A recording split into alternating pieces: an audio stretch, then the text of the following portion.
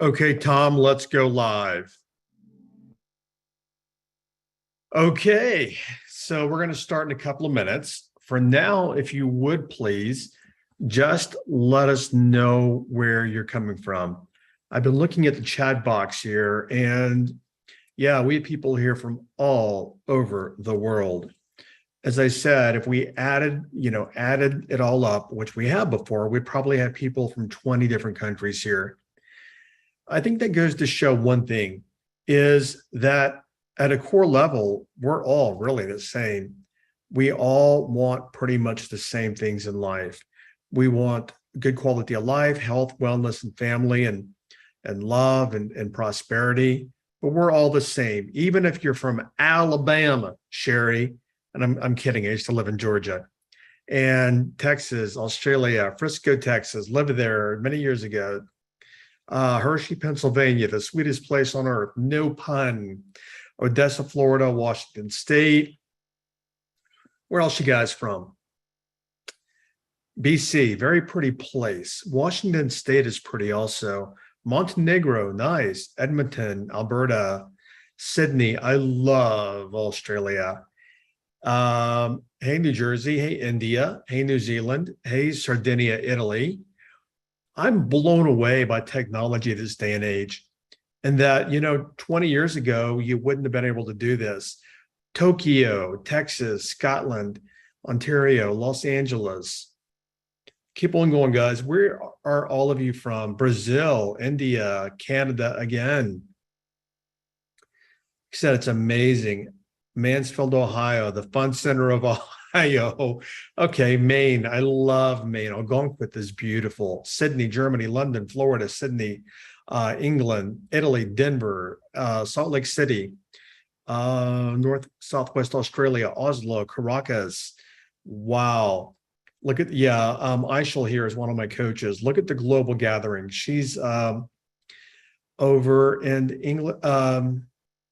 You're in Wales, right? I mean, I know where you are, but I don't know where you are. Aishel, even though I've known you for years. Belmont, Arkansas, home of Walmart, I believe, or Bentonville. Yeah, Bentonville, home of Walmart. Okay.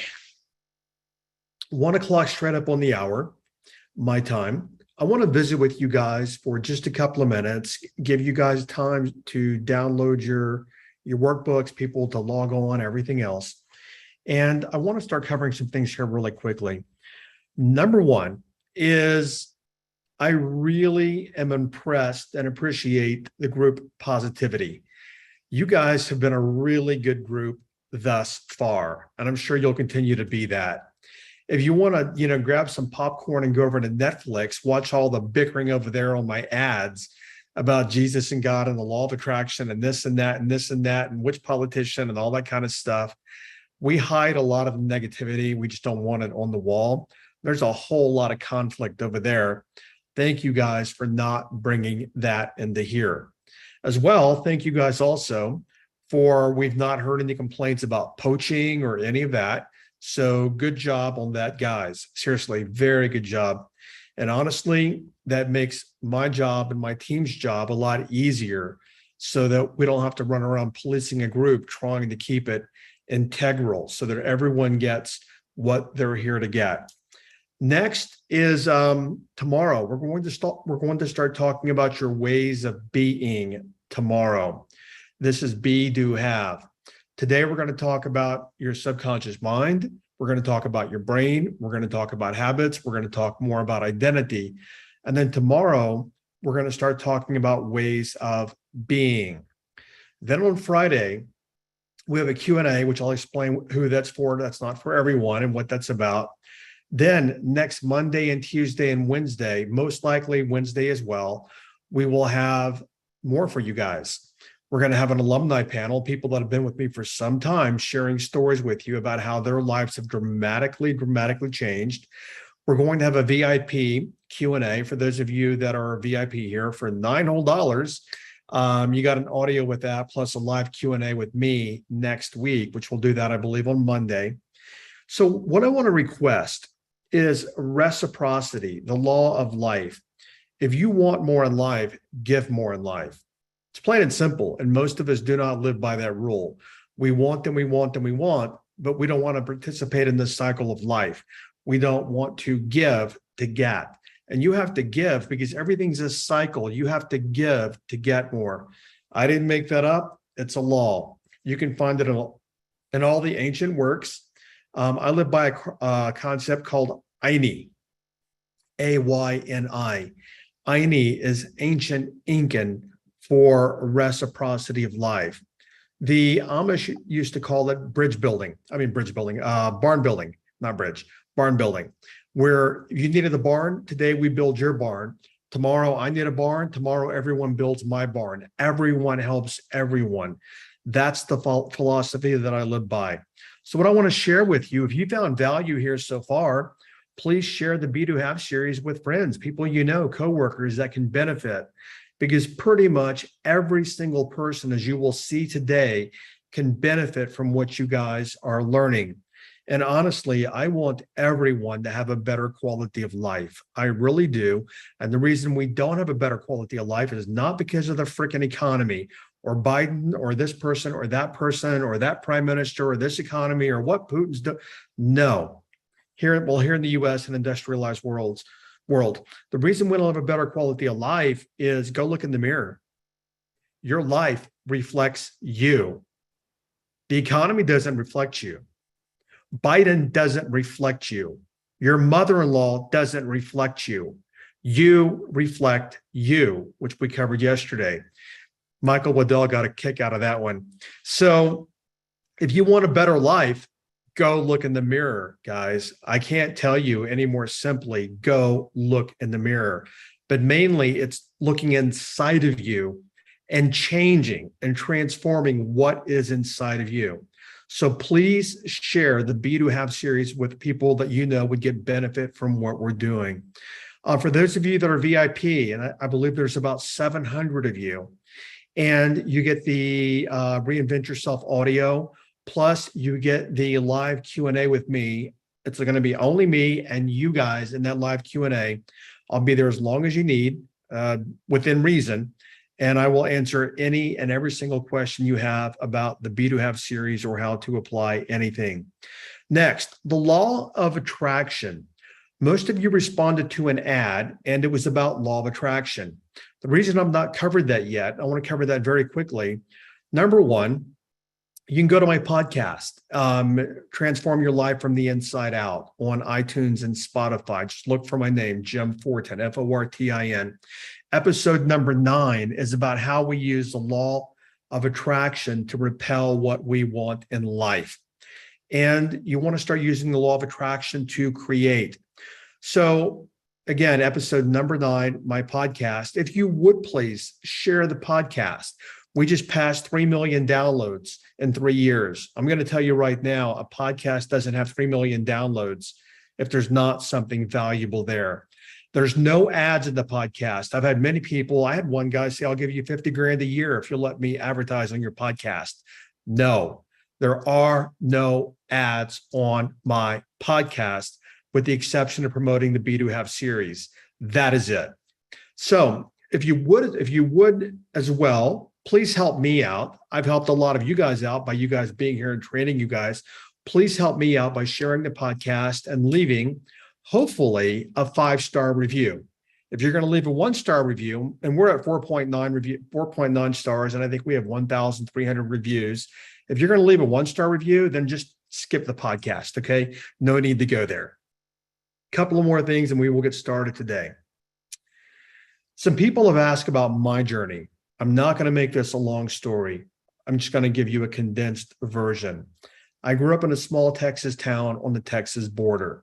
Very poor farming community. As a matter of fact, at that time, the poorest county in the nation. We grew up working class. All of my friends were pretty much really poor. I mean, one of my friends had a dirt floor. No one had any money where I grew up, so no one even had anything. You know, people in bigger towns have these concepts of kids want Nikes and they want this and they want that and the coolest of this and that. We never had any of that growing up because none of us had it. So we never got into that competition, and we didn't have internet showing us what we were missing. All we had is CBS, NBC, and ABC that went off at midnight, right? And then you had the little, we call them the fleas on the screen, the scratchy screen after midnight till 5 a.m. the next morning, right? That's all we had. So we didn't know any differently. All of us grew up either working class or poor. And I grew up working. I grew up on a real farm. I mean, people look at me now because I lived in New York City and they're like, you grew up on a farm? Yeah, I grew up being a ranch hand in high school. That's how I made my money, is being a ranch hand. There's a lot of things that I can do that I don't want to do anymore, but I've done by being a ranch hand. And I've worked the Texas summers out in the 100-degree heat, baling hay.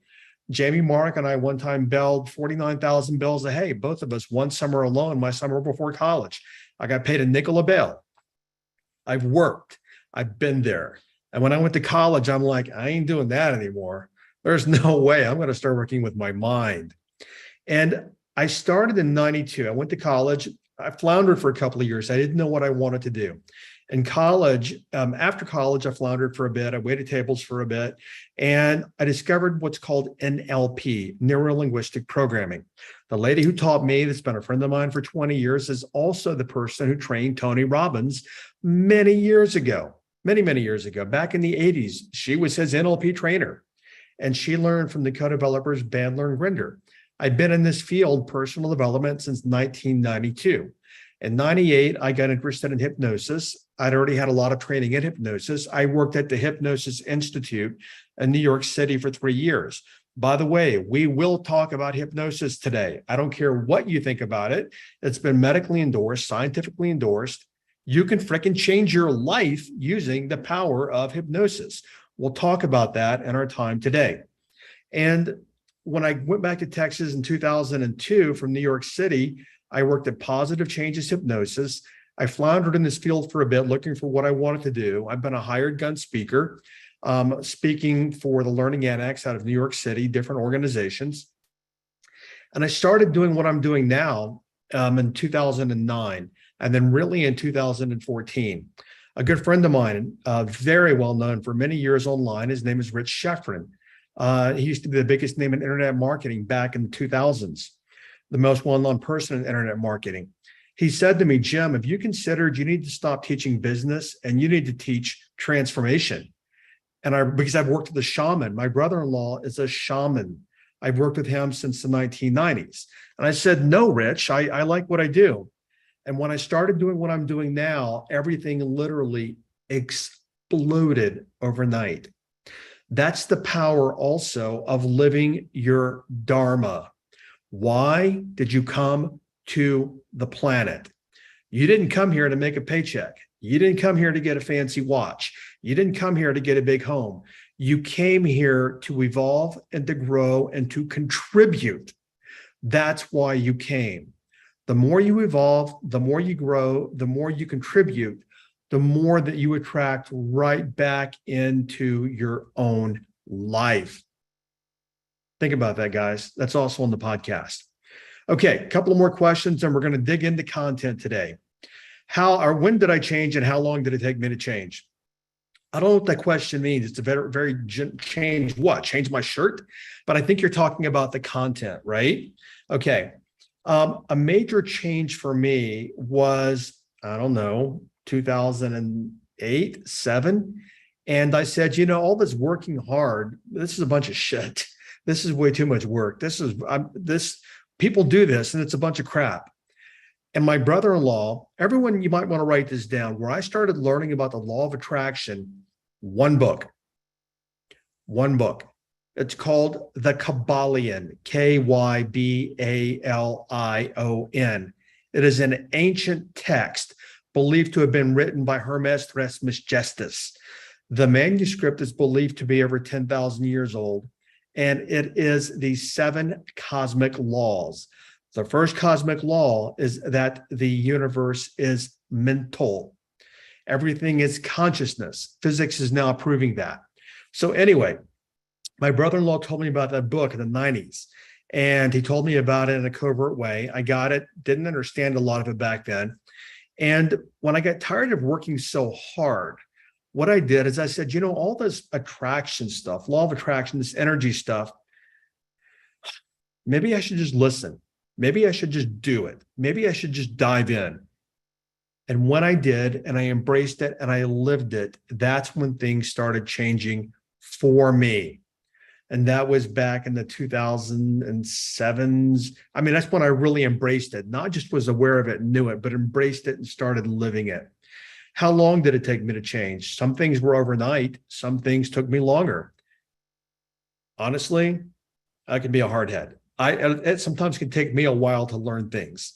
And so that's why I'm not judging any of you guys. I've been there before.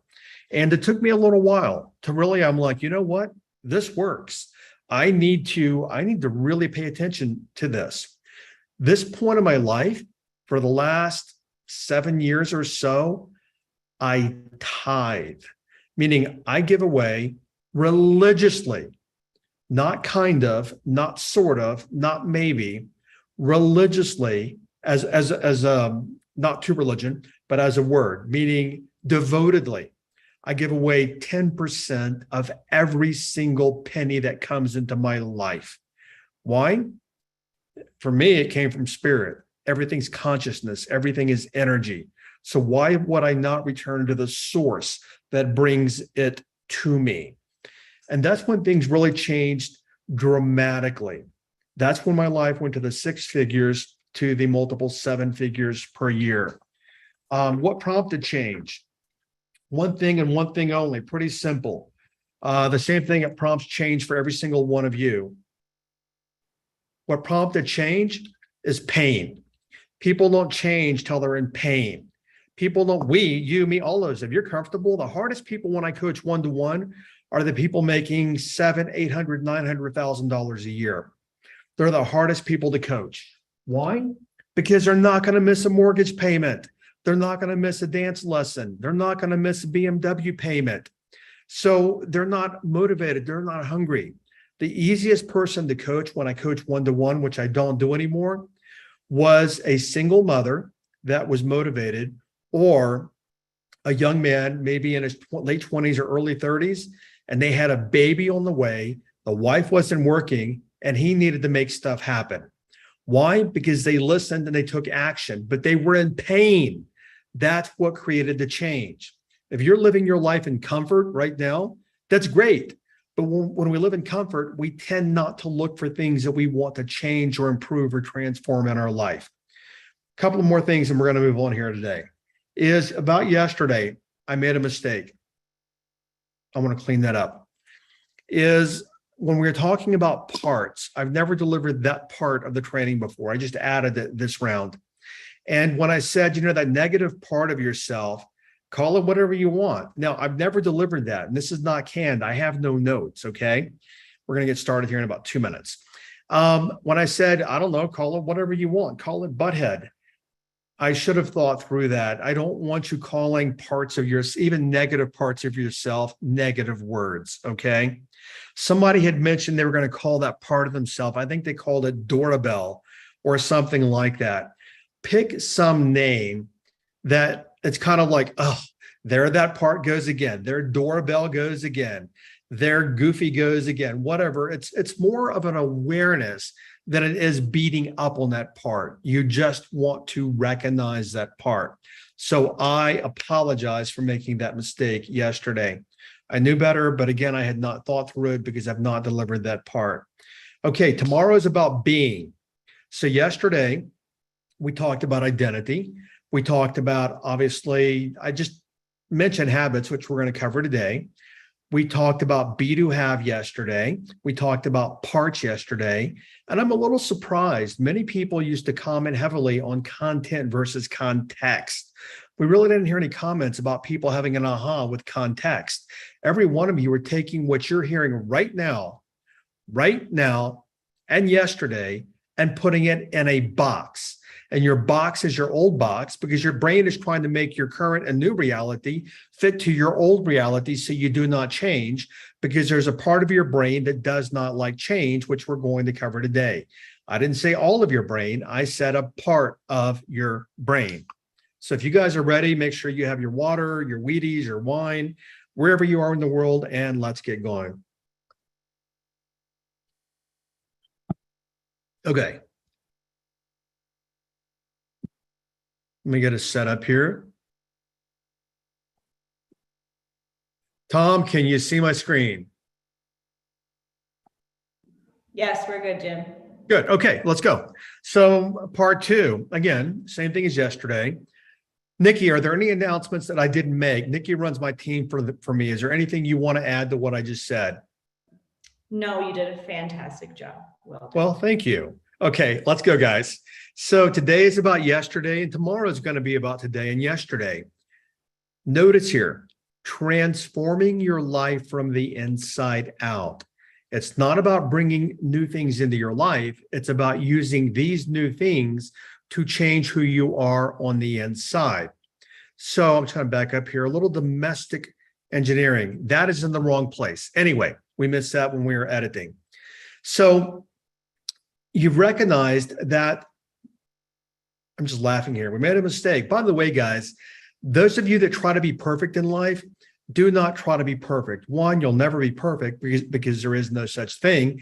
And secondly, people generally don't like people that are trying to be perfect or are perfect all the time.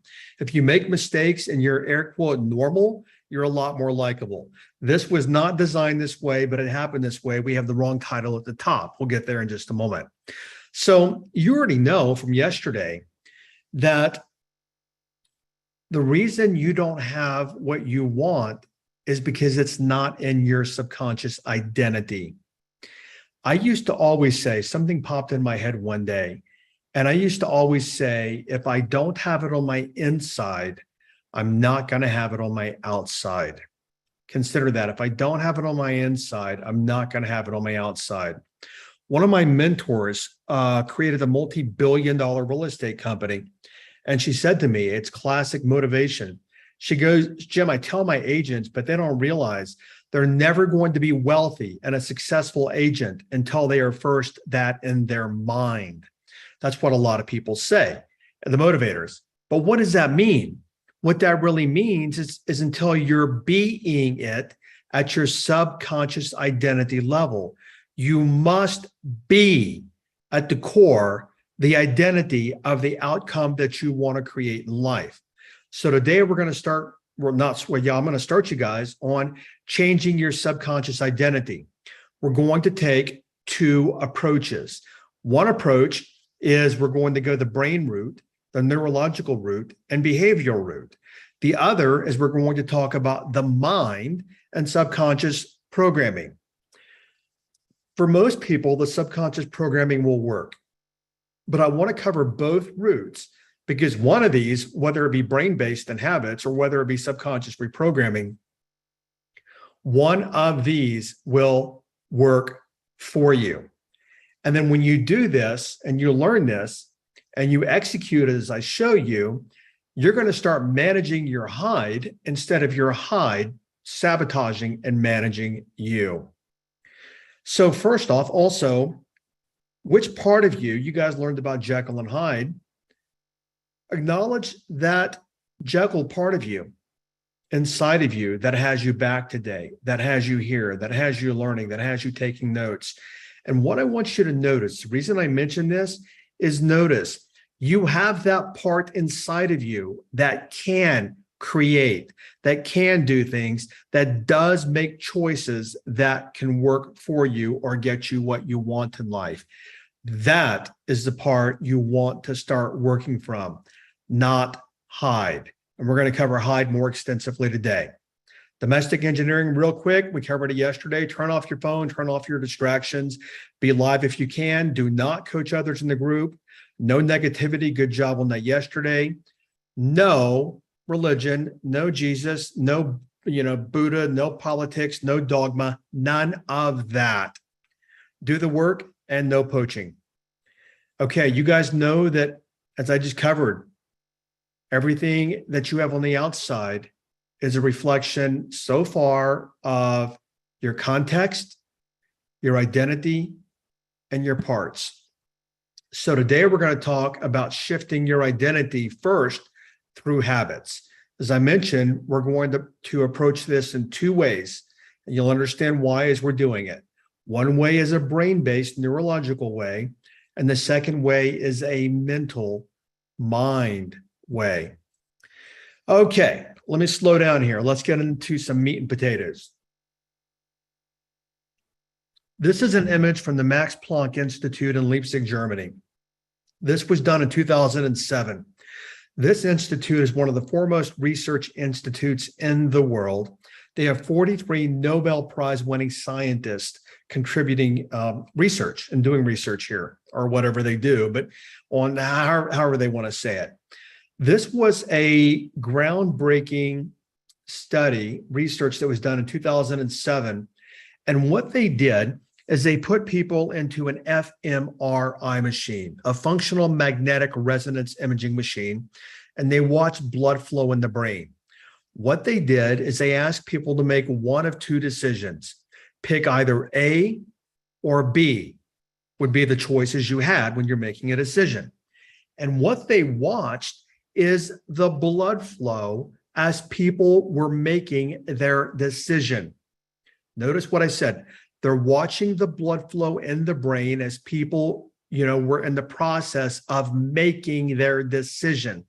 Even if they had not consciously, meaning they were aware of it, made a decision. What they discovered was, it's amazing.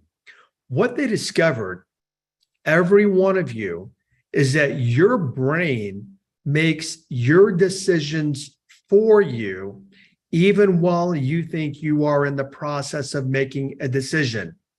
Even while you're going, oh, let me think, ho hum, okay? Your brain has already made your decision for you, but you're not consciously aware of that.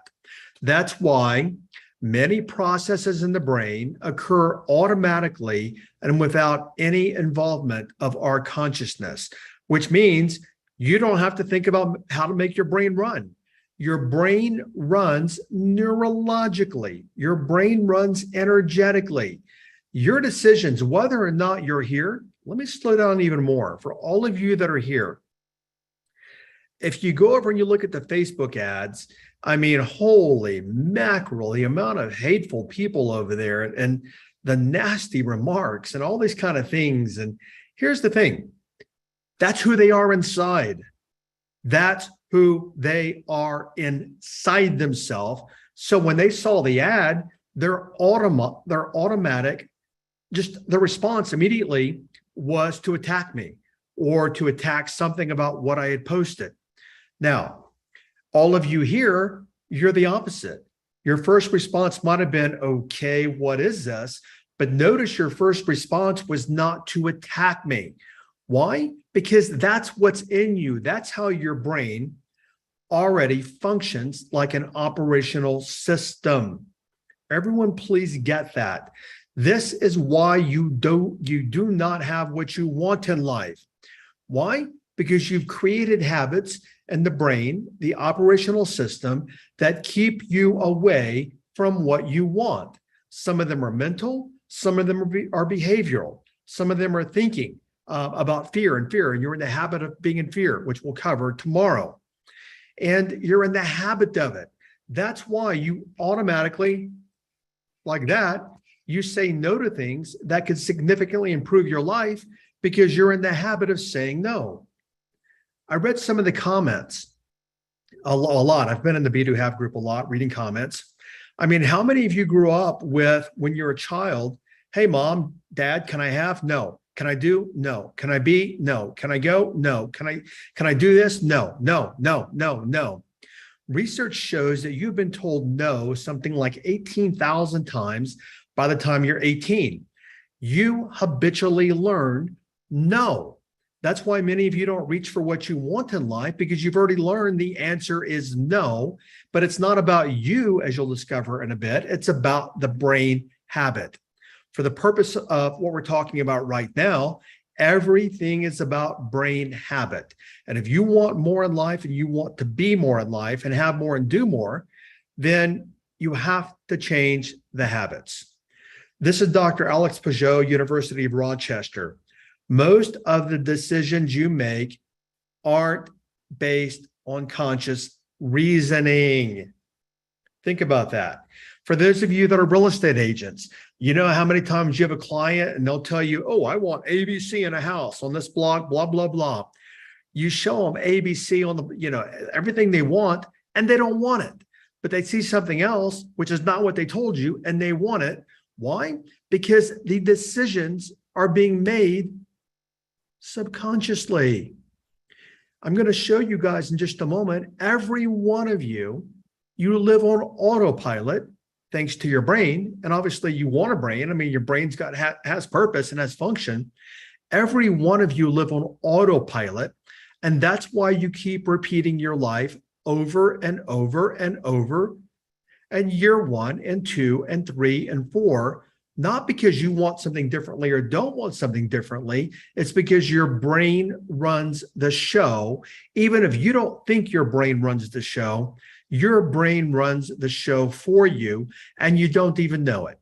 Just like right now, every one of you that has a cell phone has applications on your cell phone running in the background. But guess what? You're not aware of the applications because they're running your cell phone in the background. So for you, the app that's running in the background that's keeping you trapped, and in everything we talked about yesterday, we're talking about today and tomorrow, it's your brain and your programming. Okay, I want to cover the brain here very quickly. I'm not going to spend a lot of time on this. It's generally believed, scientifically, neurologically, there are primary parts of the brain. The oldest part of the brain, called the reptilian brain, it's sometimes called the preprimal brain or the primal brain. The mammalian brain, which is also the seat of the limbic system, which is feelings and emotions, and then the neocortex, or sometimes called the prefrontal cortex, which is the thinking part of the brain. Now, many years ago, we were taught in high school biology back in the 80s, people only use 10% of their brain. That's not true. You use all of your brain, but different parts of your brain have different functions. So what we want to focus on today is the reptilian preprimal part of your brain. That's the part of your brain that is the oldest part of the brain that literally keeps you alive, keeps you breathing, keeps your breathing, keeps your heart pumping, everything else, keeps your hair growing, and keeps you alive as a physical being. Because in the reptilian brain, there are other parts of that. There's a part called the basal ganglia and the striatum, and those parts are responsible for things like fear and habits and social skills and things like that, for the most part. So I'm not going to get any more scientific than that. You can go learn some of this if you want. You can find it anywhere online. But what we want to focus on today is the oldest part of the brain, again, called the reptilian part of the brain. Generally speaking, that's what most people call it. Some people call it the monkey brain. We want to focus on that part, and I want to show you how that's the part of your brain that keeps you trapped. Because see, the prefrontal cortex, the neocortex, is the biggest part of the brain. It's the thinking part of your brain and the center of your forehead. That's the part of you listening now saying, okay, this makes sense. Yes, it's hot in here. It's cold in here. I have to get lunch later. I got to pick up the kids at 4 p.m. Oh, yeah, I need to write this down. I need to make a note there. Blah, blah, blah, blah, blah, blah, blah. Think. That's the prefrontal cortex. That's the thinking executive part of the brain. But here, as you're about to see, the reason so many of you are stuck is your prefrontal cortex is constantly battling the primal reptilian part of your brain. Literally, parts of your brain are playing tug of war with you. And then what you do is you personalize it and you make it about you. Like, I'm a bad person. I can't stick to my goals. I don't have any discipline. I can't do this. I can't do that. When it's not you, it's just what your brain has learned. Whew. Okay, I'm going to make it simpler for here. Well, we covered, for the most part, the scientific part of this. So I said earlier, your brain operates on autopilot. Now, wherever you are in the world, you probably have traffic signals, I would gather. I think Norway or Sweden were experimenting not having them. Anyway, when you see a yellow light, what does that mean? If you've seen the movie Starman with Jeff Bridges back in the 80s, that means go faster. But if you haven't seen that movie, we all know that when you see a yellow light, it means slow down. When you see a green light, it means go. And when you see a red light, it means stop. How many of you have to think about that when you're driving? How many of you are driving along and you're sitting there, you slow down and it's yellow, and then it goes to red, and then it goes to green? Do you say in that moment, wow, the colors just changed? What pretty colors. It just went to green. What does that mean? I don't know what it means. Do I sit here? Do I go? Do I turn left? You don't even think about it. Why? It's brain-based and subconscious. You can be sitting there arguing with your mother or yelling at the kids in the back seat or whatever you're doing. But when that light goes yellow or red or green, you, with no analytical thought, you know what it means and you respond accordingly. But you don't even know why you're responding, because it's happening in your brain. It's happening subconsciously. Are you guys starting to get this? that you operate, and I'm going to show you some more here, on autopilot. And if you want more in life and a better life, and you want to be more and have more and do things, more things, you must get off autopilot. There is no other way, because your brain, again, will control you because it's running based upon what it's been programmed to do. So let me show you your morning routine. Most of you, unless you've got brand new, kids in the house or babies or infants or you're traveling or something, most of you get up at the same time or around the same time every single day. How many of you don't even need an alarm clock? Because see, your brain already knows, your subconscious mind already knows. You get up at 5 a.m., 6 a.m., 7 a.m., 8 a.m., whatever it is. And guess what? You forget your alarm clock one time, you're traveling. And you know what? Boing, you're out of bed, you're awake, and your eyes are open about that same time every morning. Why? Your brain is conditioned to that. Let's talk about everyday habits. Do you brush your teeth with your right hand or your left hand? Notice you don't brush your teeth and go, well, which hand do I use today, my right or my left? You just pick up your toothbrush or and you start doing it automatically. If you have coffee in the morning, you do it automatically. And if you don't have coffee and you do it automatically, you're going to find coffee somewhere, because if you're traveling, the first thing you say is, where can I get coffee? Why? Your brain's used to it. If you don't have coffee, which I don't drink coffee, then I don't think about it. It doesn't even enter my consciousness. If you go to the bathroom first thing in the morning, that's the first thing that you do. It's not the last thing that you do. You don't shower first and brush your teeth first and have coffee first if that's the first thing that you do. Why? Because your brain works in sequence. Do you button your shirt when you're wearing button-down shirt? Do you button from the bottom to the top or the top to the bottom? Do you shower first? Do you shower last? Do you shower in the morning? Do you shower in the evening? You guys get the point, right? Everything you do, all these little basic daily habits are brain-based and they're programmed. So the next question for you is, if your habits are brain-based and they're programmed, why wouldn't all of your life then also not be brain-based and programmed? Your success, which we started learning yesterday, from your parents, your money from your parents, your stories from your parents.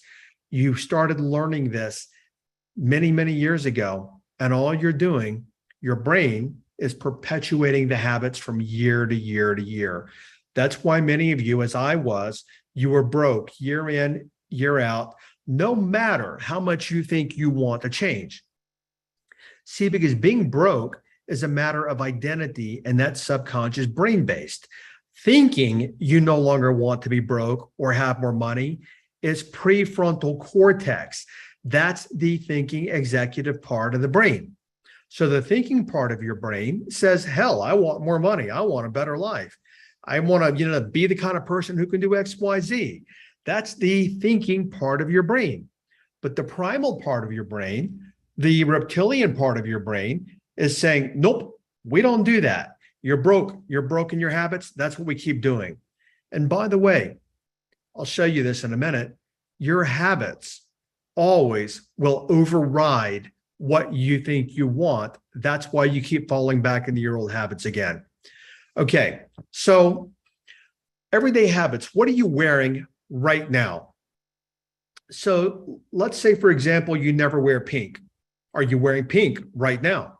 If you look right now, you're probably wearing, guys, I changed clothes today for you guys. I put on a fancy polo, but and it's not fancy, it's a polo shirt, but I generally wear t-shirts every single day. That's what I wear. But for the most part, every one of you are wearing right now today the same type, style, and kind of clothes you wore yesterday and every single day for the week. How did you drive to work today if you did? How did you go to the supermarket if you did? The same way that you always do. Do you smoke? Do you not smoke? Do you work out? Do you not work out? Did you have breakfast? Did you not have breakfast? That's why I said, look at these habits.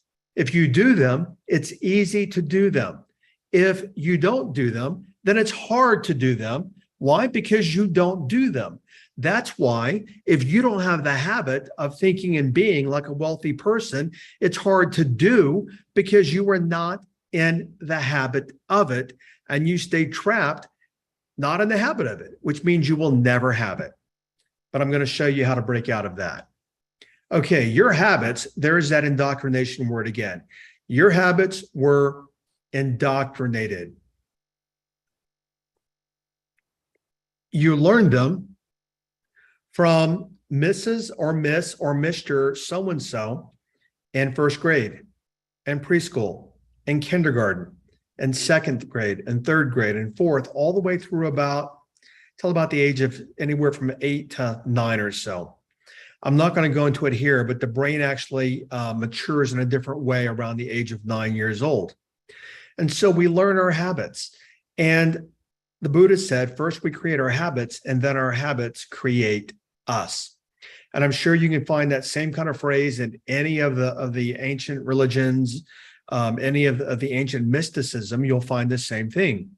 We create the habit through learning, and then the habit creates us, and we live our lifetime with that habit. Very quick story here. Many years ago, I went home with a college friend of mine. We came in one night after a night of partying, and we were going to make something in the kitchen. And he pulled the butter out of the cupboard.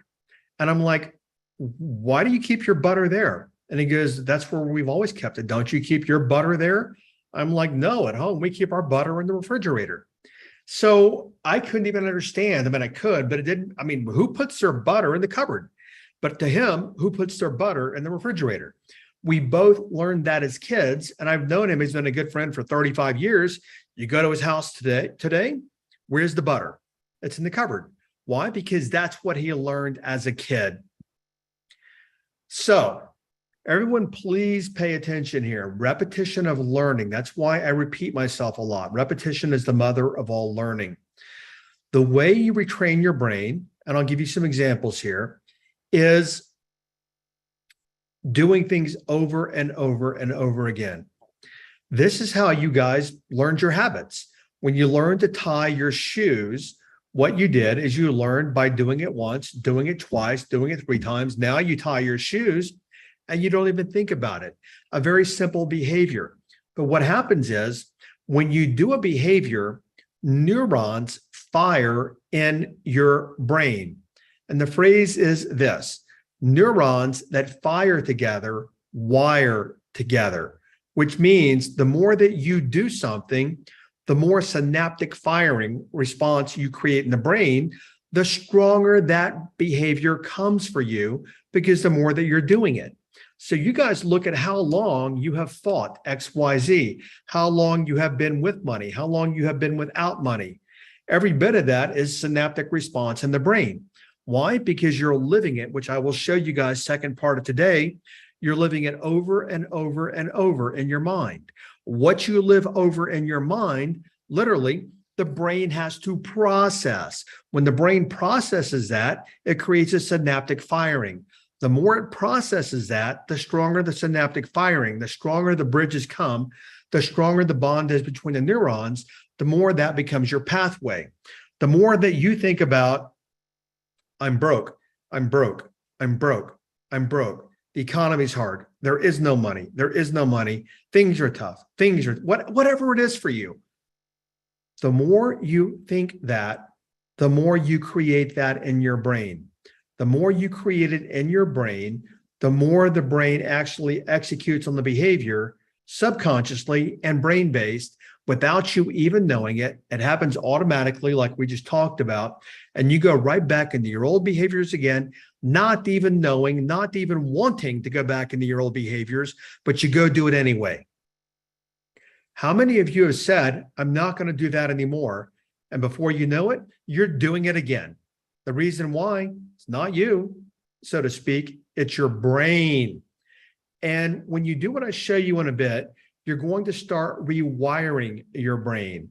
When you rewire your brain, MRIs have shown that when you rewire your brain, you basically re-engineer it. And I want to tell you right now that you can, we'll cover in a moment, called neuroplasticity. You can rewire your brain, and you can rewire rewire it in any way that you want. Okay, this is fundamental that everyone please understand. There are parts of your brain responsible for habits. Now, about habits, as I've demonstrated a little bit earlier, everything is a habit. Coffee, brushing your teeth, the sequence of buttoning your shirt, your thoughts about money, your thoughts about relationship, everything. Remember, we talked about the brain earlier, okay? I forgot to tell you guys what research discovered when I showed you that graph is 95% of your decisions are made by your brain, and you don't even know your brain is making those decisions for you. Sorry about that, left that part out. I've not delivered this in a half a year, so I'd forgotten that little tidbit. But everything is brain-based. So everything is a habit. Now, what we do is we say, oh, I get into good habits or bad habits. That's your thinking part of the brain, the prefrontal cortex thinking that, because the part of the brain that creates the habits doesn't know what a good habit is or a bad habit. That part of the brain cannot think, because see, the thinking part of the brain is the left-hand analytical side of your brain, where the primal brain is at the back part of your brain, the lower part of your brain. That part does not, air quote, think. So that part cannot think good, bad. It cannot think, oh, smoking, bad. Exercising, good. Junk food, bad. Health food, good. The part of the brain that does the habits does not think.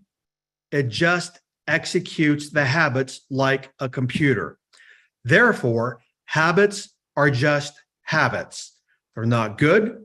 They're not bad. They're not rich.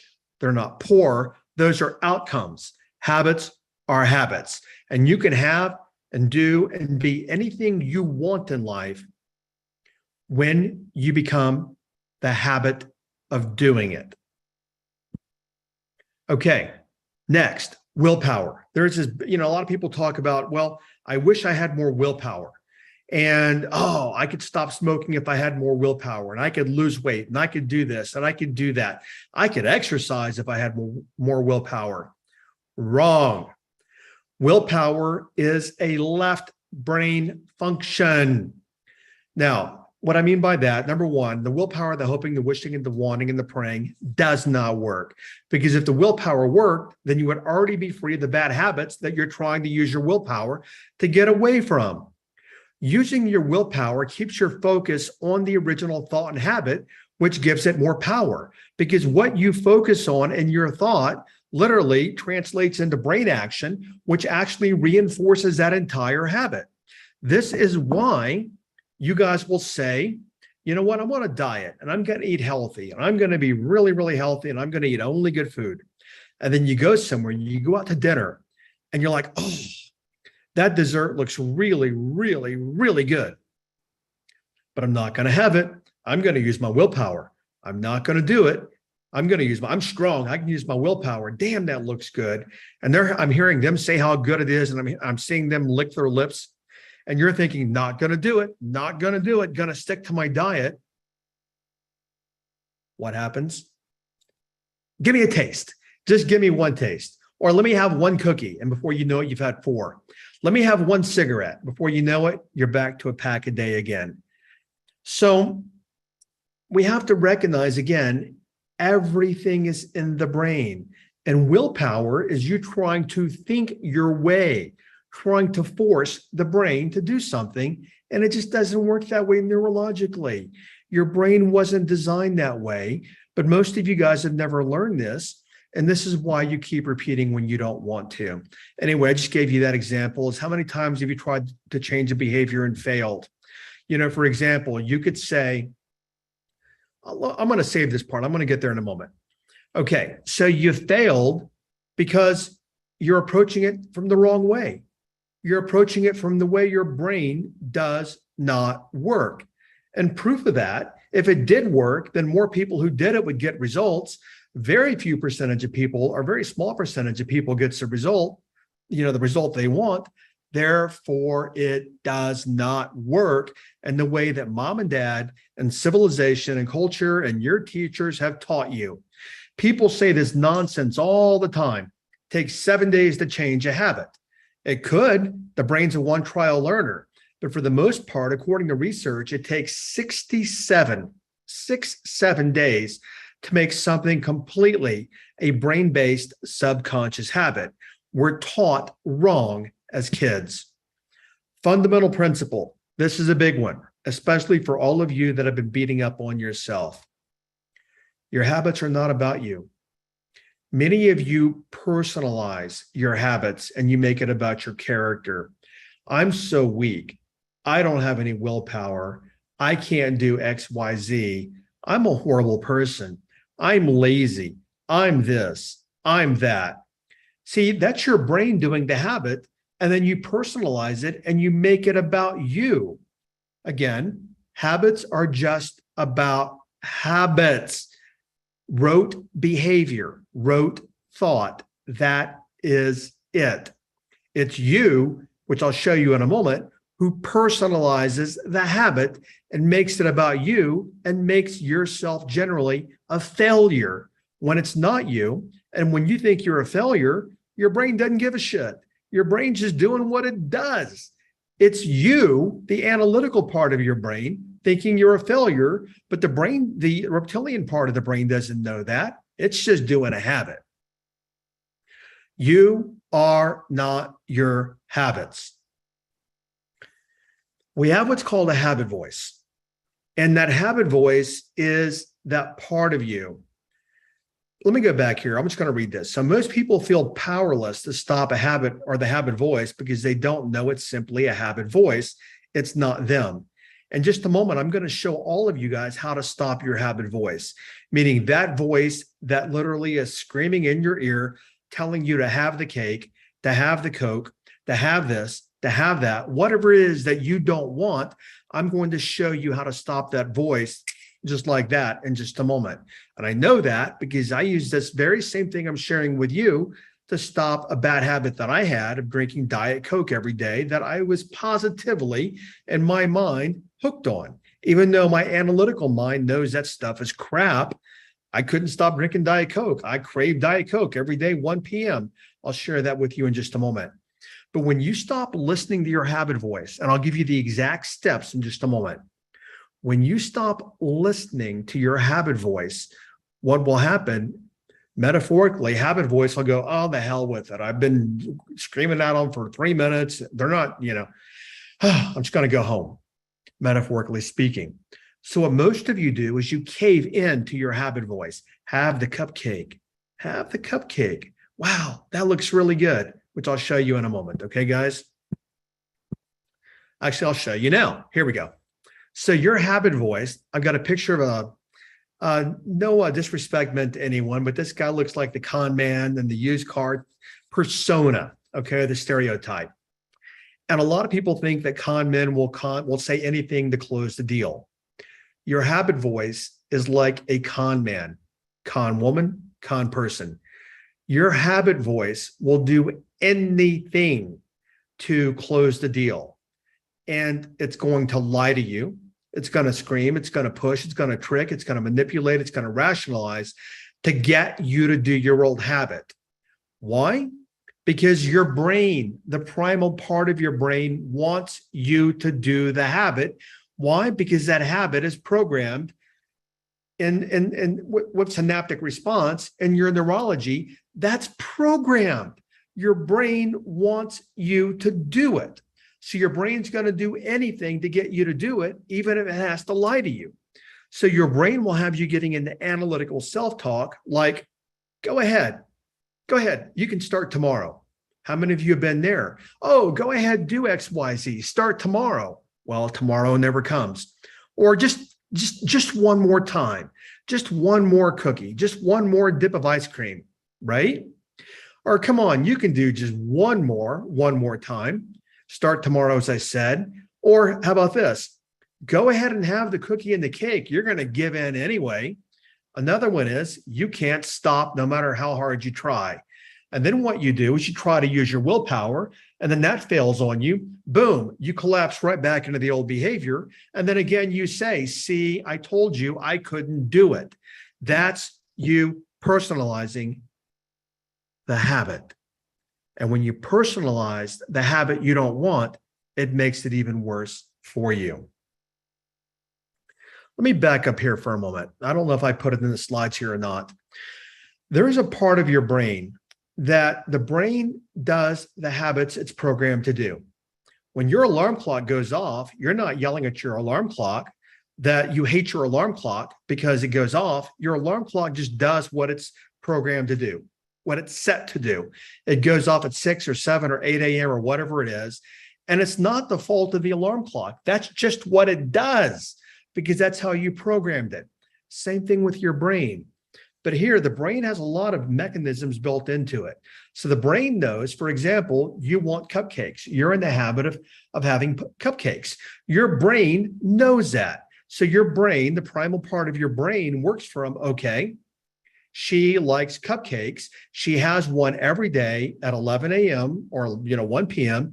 Therefore, must be it's creating a habit here because she does it every day. The brain creates habits to save energy. Therefore, I must have her have a cupcake every day at 1 p.m. The brain, for lack of better words, the primal part of the brain learns that. And then once it learns that, it just goes off like clockwork each and every day at the same time. Then what happens if you ignore it? That's when the brain says, uh-oh, okay, they're ignoring the signal to have the cupcake. They're ignoring that. So what I'm going to do is I want them to have the cupcake. I'm the primal part of the brain, and that's what they do. It's a habit, and I'm the primal part of the brain. My job is to keep them alive, so I want them to have their cupcake to keep them alive, which is how that part of the brain operates. So then what happens is the brain starts giving you a craving to have the cupcake. Why? Because once you have the craving, which is an emotional feeling, now you feel compelled to have the cupcake, and then you start fighting it with your willpower. Guess what? Willpower is the thinking part of the brain. You collapse to the primal part of the brain, right back into your old behavior again. Whew, what a cycle, right? That's why you guys are trapped. That's why people are trapped. So we can talk about behavior, cupcakes, even gambling, cigarettes, porn, which literally is like a drug factory in the brain, dopamine release, as is gambling. What about habits of thought?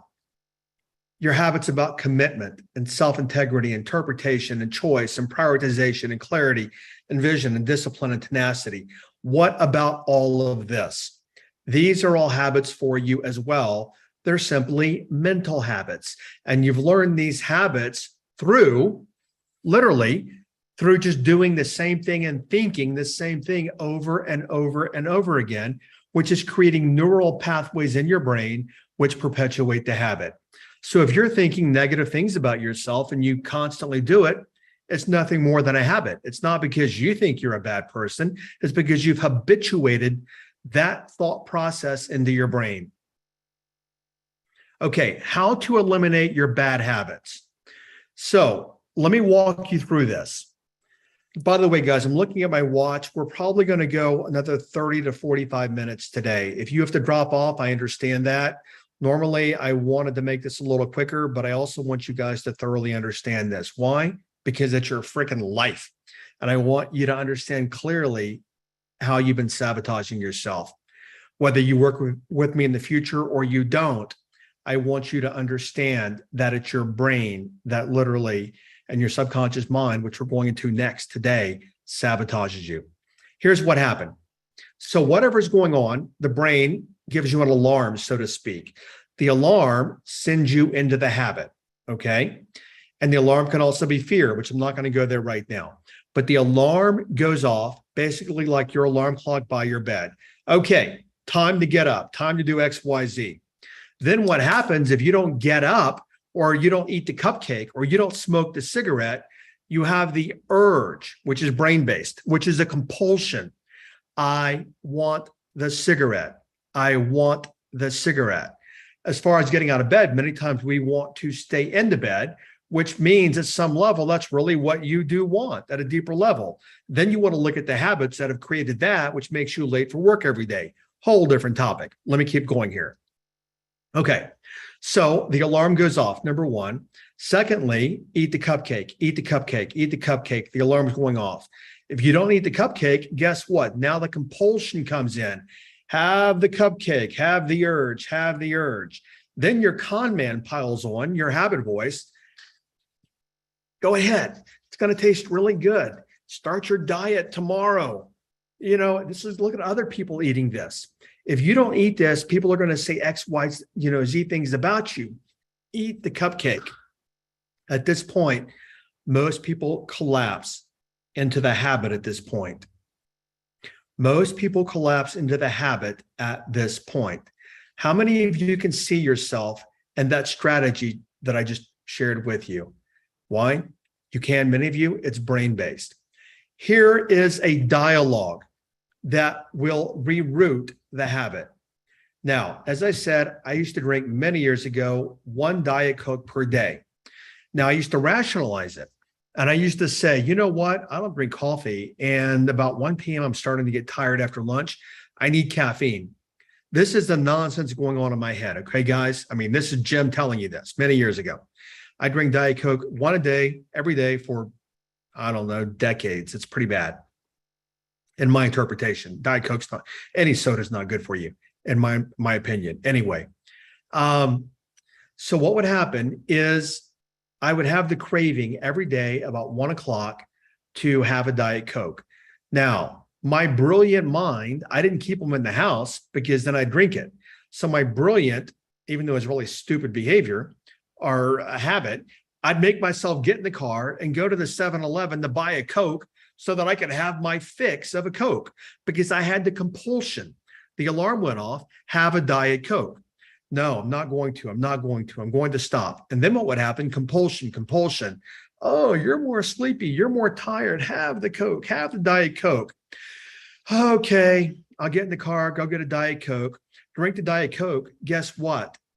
The urge goes away because the urge has been satiated by me satiating it with indulging in the habit. Many people say that smoking relieves stress. That's a bunch of nonsense. It does not. Smoking actually relieves the stress that the brain's creating for wanting you to go into the habit.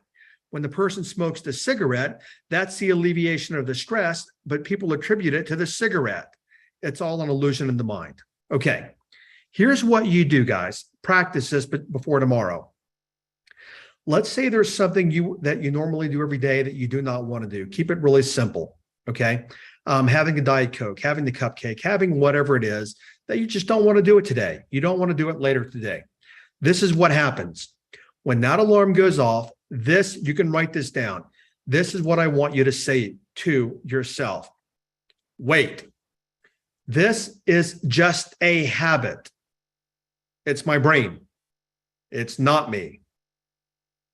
It's just my habit voice trying to trick me. It's not me. I dismiss my habit voice and urge now. I move my attention. Now, because I'm running behind on time, I'm going to kind of move through this very quickly. Okay, let me explain this. When you say this is just a habit, automatically you are disassociating from the habit which you used to associate to, saying it was you. So when you say this is just a habit, it's not me, now you're disassociating from the behavior. It's just my habit voice. Another disassociation. It's not me. I dismiss my habit voice and urge now. This is vital. It's critical. I did not say I ignore my habit voice. I said I dismiss my habit voice and urge now. If you hear it and you're paying attention, but you're trying to avoid it, it's still going to be in your consciousness. It's still going to be in your brain. But dismissing is like that old phrase, talk to the hand. Talk to the hand. You've heard that before, right? Talk to the hand. So when the person, I'm done. like mom and dad.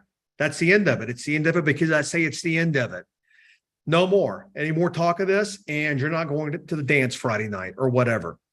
When you dismiss the habit voice, metaphorically turn your back on it and move away from it, I promise you that voice will stop in the matter of 2 or 3 minutes. It will. Try it. Don't believe me? Try it today and you'll find out for yourself. The key is dismissing the habit voice and the urge now, and then moving your attention. Moving your attention simply means putting your thinking in a different place. You cannot have your attention in 2 different places at the same time. That's why, for example, none of you are thinking about having a lobster dinner right now. Why? Because your attention is right here, right now. Now that I mentioned lobster dinner, your attention could be on thinking about a lobster dinner. That's where your attention is. But until I mentioned that, your attention was not there. You cannot want what's not in your attention. So when you move your attention in that moment, what happens? And you just dismiss it. Dismiss the voice, turn the back on it, metaphorically, walk away from it, go do something else. Distract yourself 2-3 minutes, the urge will go away. And if it doesn't, just do this again. I guarantee you that urge to do that habit that you no longer want to do will go away. Okay, so dismiss the urge, do not ignore it, dismiss the habit voice, move your attention, because you are where your attention is. When I mentioned lobster, that's where your attention was. You were thinking about yum, lobster, if I like lobster, and oh, dinner time. But now I bring you back to here, your attention is here and now. You are where your attention is. Most of you, this is powerful. These 6 words can change your life. Many of you are struggling with money because that's where your attention is. On the news, on your mother, on this person saying this, on this person saying that, on CNN and Fox and Biden and this and that. That's where your attention is. That's where you are. Move your attention. Okay, ask yourself, what habits, keep it simple today. What habit, not habits, what I need to create and or stop. You can either start a habit or stop a habit. I'll show you starting habit in just a moment.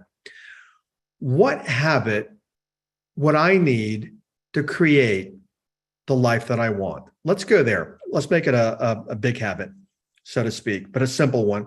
What habit would I need to create XYZ in my life? What habit would I need to start? What habit would I need to stop? So I've showed you how to stop a habit. Let me show you a simple way to start a habit. And then we're going to go into subconscious reprogramming. I learned this from one of my coaches one time, a former Navy SEAL. He learned from his commander, who was U.S. Admiral William McRaven. And there's a speech somewhere on YouTube by this guy, McRaven, about make your bed every day.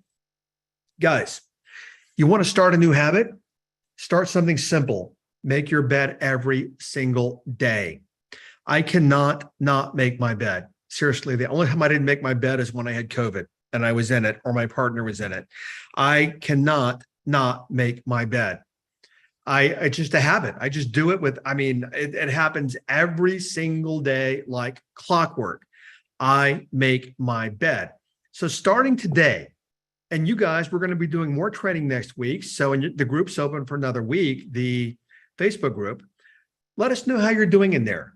Start making your bed today or tomorrow morning when you wake up, and do it every single morning. That's the way to create a new habit. Start small and just do something every single day. Be committed to it and make sure that it happens no matter what. You're creating a new habit in that moment. Create a habit, now create a bigger one. Master that one, create a bigger one. Master that one, create a bigger one. I myself, and in my transformational coaching programs, I give people a list and tracking. Honestly, candidly, I'm not doing it right now for different reasons, but I'm like, okay, I need to get back on my habit tracker again, because if I'm not on my habit tracker and it's not become a habit, I forget about it. My brain's no different than your brain, and all of our brains operate the same way for the most part. So if you already make your bed, do something simple. And that could be putting your dishes away and in the dishwasher before you go to bed. Pick something simple that only takes 2 or 3 minutes to do every day starting today. That's how to start a new habit. Then again, once you've created that one, go to a bigger habit. And ideally, what you want to do is you want to habit stack.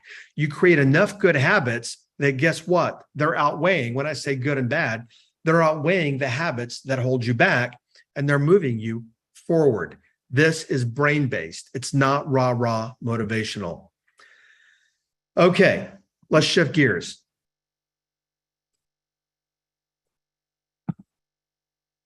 Let's go to your subconscious mind. Your subconscious mind had all kinds of thoughts about what we just did. Now, I'm not sure if you've noticed, but I've slowed down. I've slowed down for both of us. I have a lot of content today, and I want to be done in about 20 minutes or so for you guys, because the mind can only absorb as long as the butt can sit. But I want to share. I mean, that's what I do. This is my dharma. This is my job. And I'm not one of these people just to sit here and try to impress you or any of that. I want you guys to have a place to start to change your life. So let's go into subconscious reprogramming. And you keep failing in your life because of all of you, for the most part, are starting at the wrong place. Remember, we're talking about identity. Now, this whole program is be, do, have. Most of you start at the doing, which if you look at the pyramid here, that's called behavior. Well, the behavior is only reflective of the identity. I'll give you an example of that in just a moment. This is an NLP, neuro-linguistic programming graph. This was created by Gregory Bateson, a social psychologist back in the 1950s. And his thought was, and it seems to stand to reason and hold pretty strongly, is that we humans work from the inside out like an onion. And we go from source. We're not even going to get into that here. That would be God, energy, divine mind, whatever you call it, to identity, to beliefs, to skills, to behavior, to environment. Let's take working out, for example. Let's say that you are 50 pounds overweight, your ideal weight, and you want to get in shape. Many of you start with your behavior. I want to change my behavior so I can have, and I can have the body and be sexy or whatever it is. You start at the level of behavior. Where you must start is, what is the identity that created that body that's 50 pounds over its ideal weight anyway? That is where we start. You keep failing getting the outcomes that you want because you're trying to change the behavior instead of transforming your mind, your habits, and your identity. I can't say that enough. I think everything comes to identity. And no matter how much you try to change the behavior is going to fail. This is why 97%, or I think 97% or 92% fail with their New Year's resolutions within 10 days. Research proven thereabouts. I know it's something like those numbers. The reason why is because you're trying to change your behavior with your New Year's resolution, as opposed to changing the identity of the person that does the behaviors. So we go from identity to beliefs, to skills, to behavior, to environment. Let's talk about health. So if your identity is, I'm a person that's 50 pounds overweight, and then you talk to yourself negatively, I'm overweight, I'm overweight, I'm overweight, I'm overweight, I'm overweight, I'm overweight. And the F word, I'm so fat, I'm so fat, I'm so fat, that becomes your identity. Then you have beliefs about that and about what that means to you. Then you start looking at, many people don't, well, what skills do I have to change this? But what many people do is they say, I'm going to go to the gym. I'm going to change my body. And it might be good for a week or two. And pretty quickly, they fall back in the old behavior. Why? Because at their identity level, the way their subconscious mind has, which is what we're going into it, their subconscious mind has a picture of them, a paradigm, a roadmap of them being overweight. And you will always correspond to your roadmap.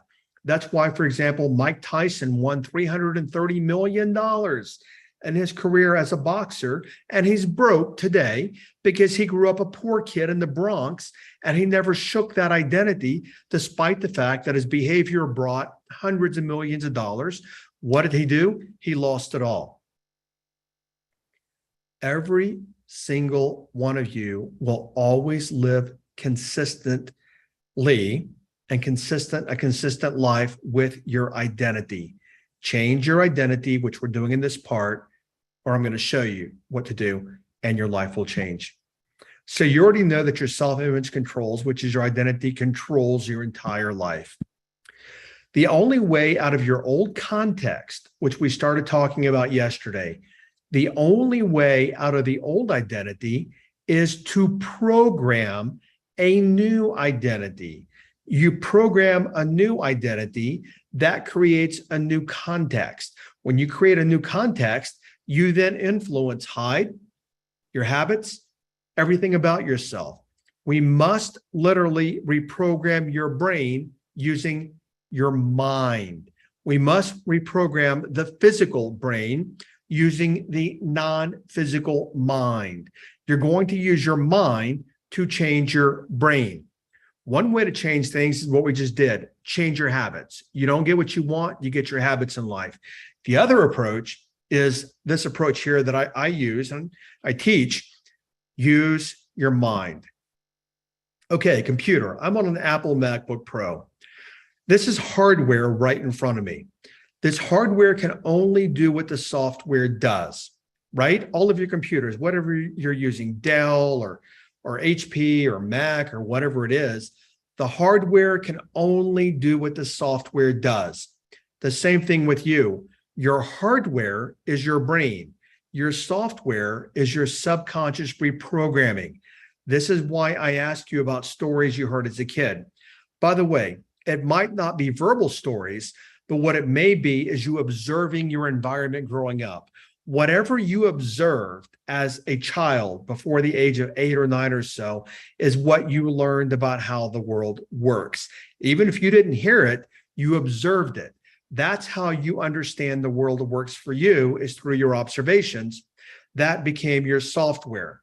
Your brain is the hardware. So for more in life, we have to reprogram your subconscious mind. We're going to do that through self-hypnosis. That is your software. You reprogram that and everything will change. Guaranteed. A lot of people laugh when I say the word self-hypnosis. That is until they discover that it's endorsed by the American Medical Association. Now, they did change that a couple of years ago because they changed how they accredit things.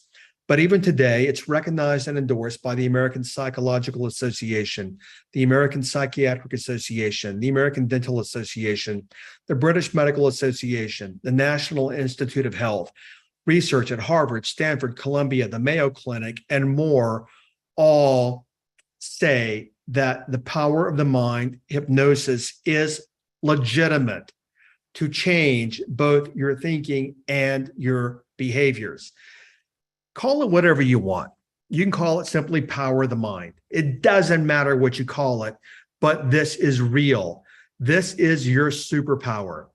Let me talk for a moment about how it works. We have brainwave frequencies. We have from the highest to the lowest: gamma waves, beta waves, alpha waves, theta waves, and delta waves. Delta waves, you're conked out. You're asleep. Theta waves, you are a combination of alpha and theta waves. You are in hypnosis. Most people think that hypnosis is conked out, relaxed. It could be, but you could also be in hypnosis, not conked out and relaxed.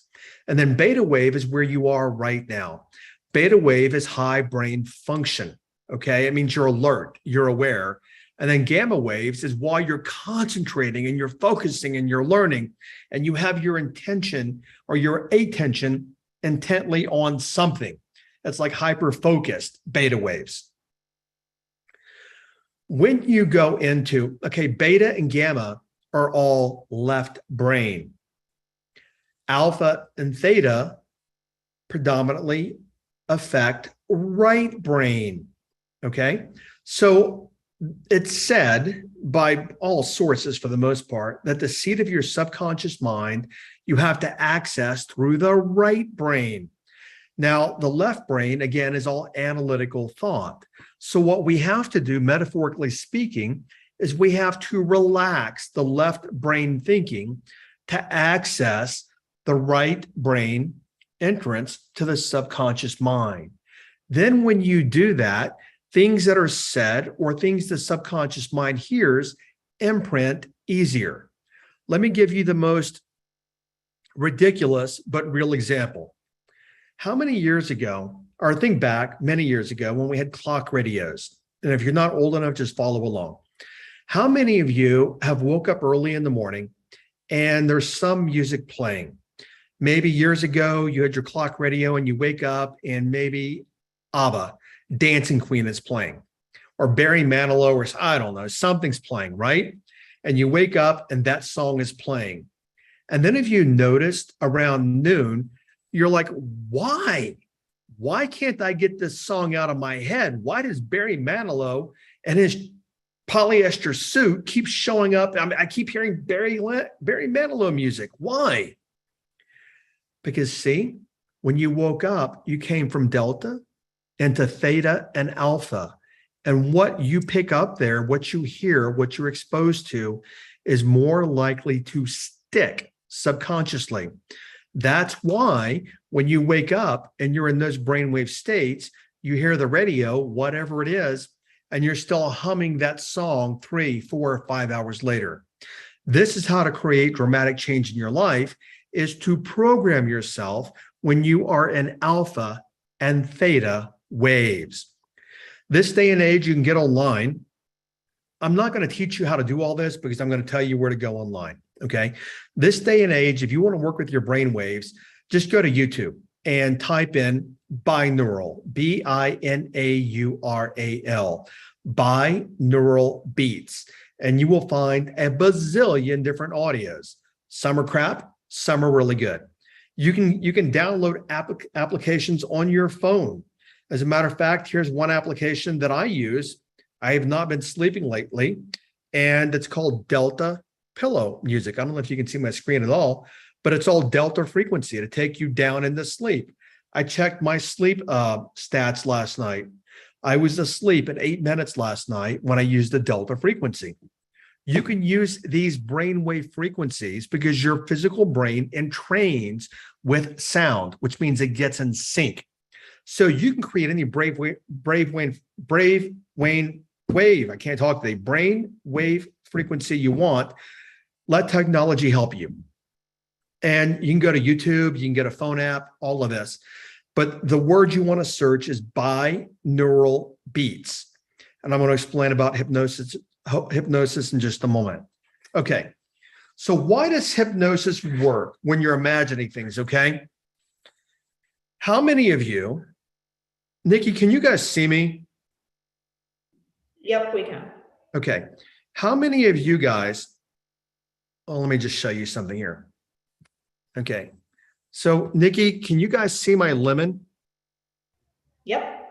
Okay. Can you guys see how juicy it is and maybe the juice running down my hand on this lemon?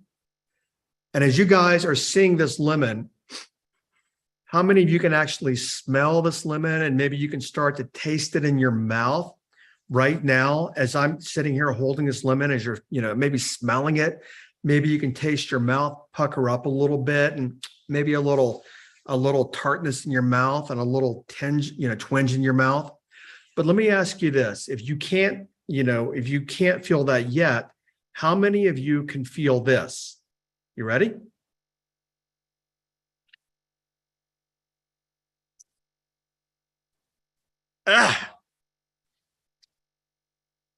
How many of you could, I made a mess. How many of you could feel that? The reason why, for many of you, not all of you, depending upon how visual you are, the reason why is there's a part of your brain that does not know the difference between real and imagined. This is not woo-woo. This is neurology. There's a part of your brain that does not know the difference between real and imagined. And the more that you imagine something, the more you are rewiring your brain. Most of you imagine struggling with money, struggling with health. By the way, I'm going to talk about neuroplasticity in just a moment, but the more you imagine something, the more your brain, a part of your brain, believes that it is real, and your brain creates that for you. So what we want to do is in self-hypnosis, and I'm going to recommend the book to you guys. It's very thorough, very comprehensive. What you want to do is you want to learn self-hypnosis or download an audio somewhere, a self-hypnosis audio, and you want to imagine yourself over and over and over again, creating the outcomes that you want in life. Now, it's very easy to dismiss this. That's a mistake. And the reason why is whatever you imagine over and over and over, your brain will habituate and create for you. Excuse me, that lemon. You're also rewiring the brain. So even the mental act of imagining doing a habit over and over and over again. And I could bring you guys stacks, and I do mean stacks of research that shows you the power of what many people erroneously call visualization.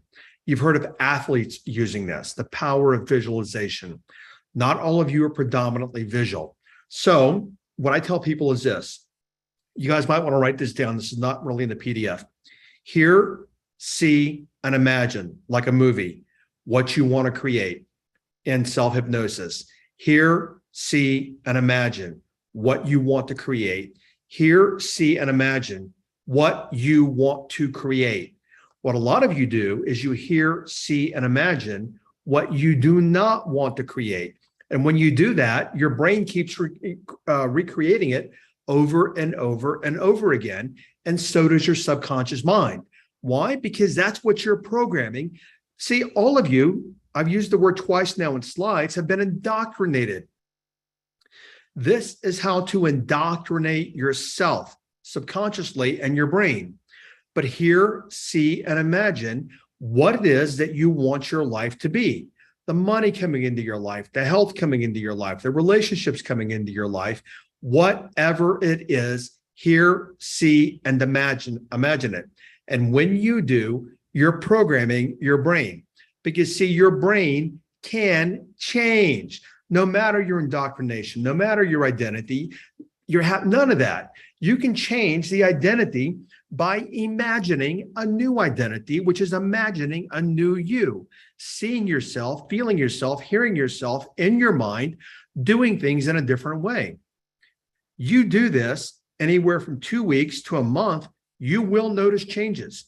What I tell people is sit down for about 2 to 3 minutes a day.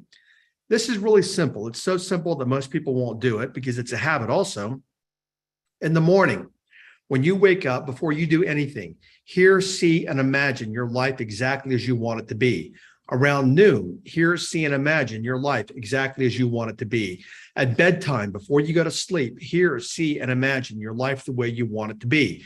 You are programming, literally, subconsciously and brain-based, you're programming your brain.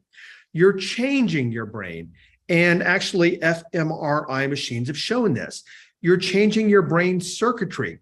You're changing your neurology. You're changing your brain structure. And that's called neuroplasticity. Many years ago, doctors would tell people that strokes back many years ago, and for decades, if you have a stroke, whatever your body is 90 days after, that's your life for the rest of your life. That's wrong. Your brain can change. People can regain function of things they've lost with a stroke, speech, whatever, by using neuroplasticity. Neuroplasticity, again, pretty simple, is just using your greatest power, your superpower, your imagination, hear, see, and feel the outcomes that you want. You're literally creating neural pathways in your brain. Okay. I didn't read this in a book, even though I'm a hypnotist. I learned this through experience. In 2020, I had both a stroke and heart failure in 2020. Two of the best gifts I could have had in my life. And after the stroke, which was actually a bleed on top of my brain, left-hand side of the brain, and that rocked my world. Trust me, even that sent me sideways. I can't imagine a stage 4 stroke and what it devastates people physically. All that can be reversed, because what I did after the stroke, many times a day, I don't have it on right now, but I usually wear an Apple Watch as well. I would set my Apple Watch every hour for the timer to go off. And I would just simply close my eyes and imagine my left-hand side of my brain perfectly healed. And I got online and I looked for images of a healthy brain. And what I did is I would imagine those images of a healthy brain, but being my brain. I did it over and over and over every day for months and months and months. I'm pretty healthy today. A little tired right now, a little sleepy right now, but overall, I'm healthy today. Why? I use my brain to literally change my body. Every single one of you can do that with any aspect of your life, using the imagery, the imagination that I just shared with you in a book I'm going to share with you that'll guide you even more, but even using the simple exercise that I gave you. So let me synopsize this. Is whatever you have is a result of your current identity right now. And if you want a new identity, then use what I just showed you to create a new one. As I showed you with a lemon, your brain doesn't know that what you're imagining is not true, a part of your brain. It doesn't know. So do it, use it, and rewire your brain. Now, a book that I tell people about, it's called The Power of Your Subconscious Mind. There is one caveat here. This was written by a Christian preacher. Now, I'm not endorsing Christianity. I don't endorse any religion. But this is the most comprehensive book that I have read on the power of your subconscious mind, which is what we're talking about right now to recreate your identity. Inside my programs, I teach people how to do all this hands-on. But for now, those of you here, this is a really good instructional book. Now, if you're not a Christian, this is what I tell people to do. When he's always talking about God or anything Christian, just simply replace it with source or quantum field or divine mind or whatever it is for you. Simply use what works for you, but take the instructions in here and use them. Use this in conjunction. Get online and you can just Google or Bing self-hypnosis audios. Self-hypnosis audios. There's a bazillion websites that will come up. Find what works for you. And different kinds of audios work for different people. Binaural beats, which I'd mentioned earlier, that's a way also. Or what I just shared with you guys, hang on with me, we're not done yet today, almost, but not yet. Or what I just showed you with the lemon. This is a way to hear, see, and feel it yourself to reprogram your subconscious mind. For the third, fourth, or fifth time, when you do that, you're literally retraining your habits in your brain. Okay, so as I've just said, I'm not going to go over that again. With what I've just showed you, though, you're completely reprogramming your mind, your brain, your context, your parts, and your identity with habits and self-hypnosis, which is what we have covered today. So today we covered two parts: behaviorally, the habits, and then secondly, psychologically, programming. I used to teach that, but I don't anymore because there's so many resources online. Today, I just want you to know about it because the resources online don't teach you about identity. And that's why tomorrow is important, because tomorrow we're going to start talking about ways of being. What do you program yourself with? Warning, your current identity and brain, hide parts of you, will convince you to do nothing differently. It will say, no, don't do what Jim showed you. Do it later. You're too tired right now. That won't work. Do it later. Tons of research, credible research proves it does work. So as you're starting to do this, there will be a part of you that will talk you out of it. That's the hide part. Just know that. You must commit. You must dig in. You must do this. If not, I will make you a promise. You will be in the same place next year. No ifs, no ands, no buts. So the mistake a lot of you guys have been making is you're trying to fix your behavior from an old you. meaning you're trying to take your old context, like I talked about, and create a new you. You can't do it. You have to literally reprogram the brain into a new you. Even though you don't see it in your physical reality yet, your brain doesn't know the difference. Hear, see, and feel over and over and over in the morning, at lunch, in the evening. Hear, see, feel over and over and over, and you will start changing. And the reason you can't change a lot of you is because there's some part of you, you're not a broken person, but some strategy that's broken. You're trying to create new strategies from broken strategies. That doesn't work. Just do what I'm sharing with you today and yesterday. Day 2, simplification. You don't get what you want in life. You get your subconscious identity and your habits. It's now obvious you must change, which is what I talked about yesterday. If you do not change, then expect nothing to change in your life. We've talked about 2 pathways to change today. Tomorrow, see, many people often, and I understand, will say, okay, Jim, I'm on board. I want to change, but what do I change to? What values? I mean, how do I want to change? What things do I want to program myself with? Tomorrow, we're going to talk about values and your ways of being and things that you want to, things that you want to start focusing on to create that in your life, which again is ways of being. So tomorrow I will take day number 1 today, and I'll put it together for you tomorrow and day number 2. I do want to point out, in fairness, I meant to say this earlier, is that also after tomorrow, when we're done, there are going to be some of you guys that are going to want to work with me and my coaching team. I'm only going to take a small few minutes tomorrow to tell you, more details and where you can find out more.